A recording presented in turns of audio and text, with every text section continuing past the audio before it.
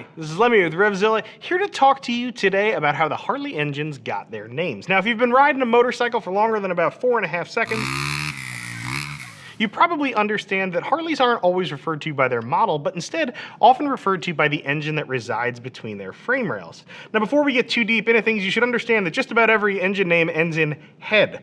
Not every single thing that we're going to discuss actually refers to the head. In fact, in many cases, what we're actually going to be referring to are the rocker boxes. So even though those sit on the head, it's not actually the head that gives them their name. Now let's get right into things. We're going to start our little history tour, not at the beginning, but sort of in the middle, and we're going to talk about the Harley Flathead. Now these ran from 1929 to 1973 in some form or flavor, and these got their name very simply because the head is just a flat cap. You'll notice there's no valves and there's nothing. This is just a cap for the engine. Now one thing you should be aware of is that flathead is not a Harley-specific term. There were Ford flatheads, Briggs & Stratton flatheads, all sorts of flatheads. Flathead is just another nickname for a side valve engine. Now in 1936, Harley introduced a new overhead valve model. That's the Knucklehead. It is Knucklehead can score. Now interestingly enough, the Knucklehead didn't get its name immediately. Instead, that came later on. Everybody just referred to them as overhead valves because it was Harley's first common overhead valve model. Later on, when it did acquire its name, that again came from the rocker boxes. And if you look at the rocker boxes on those, they're contoured very smoothly and they look similar to the knuckles on a human hand.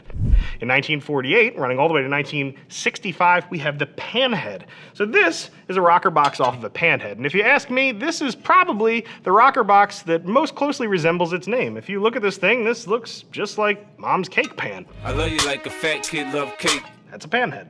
1966 saw the arrival of the Shovelhead, which ran all the way from 1966 to 1984. Right here, we're looking at a set of Shovelhead rocker boxes. Now, if you look at these puppies, you may say, Lem, why would anybody call this a Shovelhead? Well, that's pretty easy. If you grab yourself a shovel and hold them up next to it, the back of a shovel tends to look an awful lot like a Shovelhead rocker box, hence the name. Now this is probably the end of the line for most of the named Harley motors. After this came the Evolution motor, and the Evolution was called the Blockhead. You may hear that name dragged out every now and then. It caught some popularity. You blockhead! And after that came the Twin Cam. Some people really tried to push the moniker Fathead for that, but it really just didn't ever catch on. Now before we kind of run out of here, if you happen to ride a Sportster, you may have heard of the Ironhead. Now the Ironhead is actually an engine that does derive its name from the head.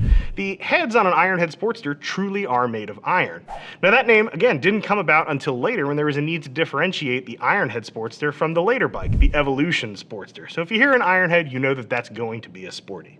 Hopefully at this point you feel a little bit better educated on some of the Harley motors, and maybe you'll have a little better luck actually identifying one if you see one in the wild and you'll know about when it came from. Make sure you subscribe to us so you can catch other 2-minute lessons as well as some of the other cool videos we're rolling out here at RevZilla.com. I'm Lem, I'm out of here.